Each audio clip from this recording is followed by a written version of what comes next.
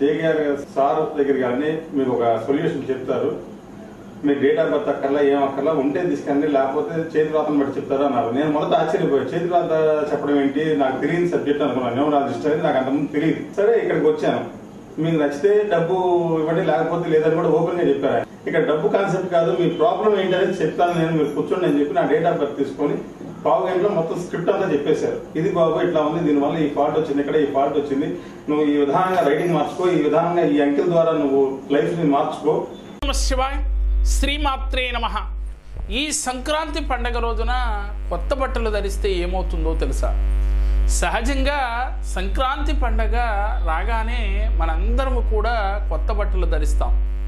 ఆనందంగా ఆ రోజున చాలా ఉల్లాసంగా కుటుంబ సభ్యులందరూ కూడా గడుపుతాం. కానీ మరి ఈ సంవత్సరం మనకి మంగళవారం రోజున సంక్రాంతి పండుగ రావటం వల్ల కొత్త బట్టలు ఆ రోజు ధరించరాదు అని చెప్తున్నారు మన పెద్దలు.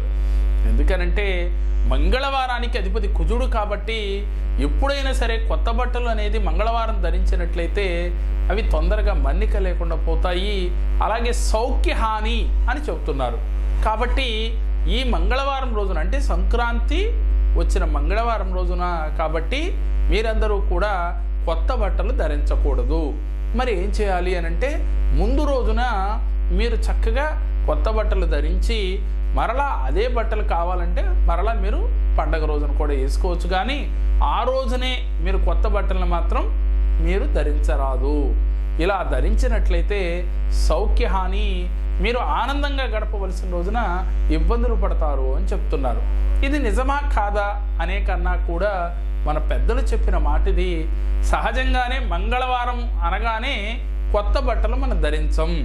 కాబట్టి ఈరోజు సంక్రాంతి రోజున మంగళవారం వచ్చింది కాబట్టి ముందుగా మీరు కొత్త బట్టలు ధరించి మరలా రెండో రోజున వేసుకోవచ్చు తప్ప ఆ రోజున ధరించడం అంత శ్రేయస్కరం కాదని చెప్తున్నారు కదా.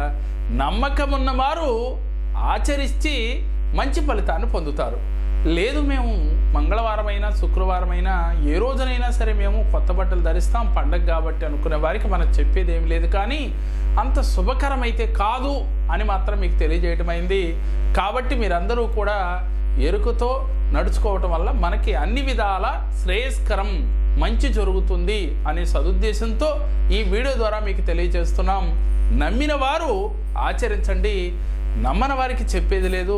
మేము చెప్పిన ఈ వీడియో మీకు నచ్చినట్లయితే లైక్ చేయండి, మీ ఫ్రెండ్స్కు షేర్ చేయండి. మా మరిన్ని వీడియోలు మీరు చూడాలి అంటే మా జేకేఆర్ జెమ్ టీవీ, మా జేకేఆర్ భక్తిని సబ్స్క్రైబ్ చేసుకోండి. ఓం నమః శివాయ.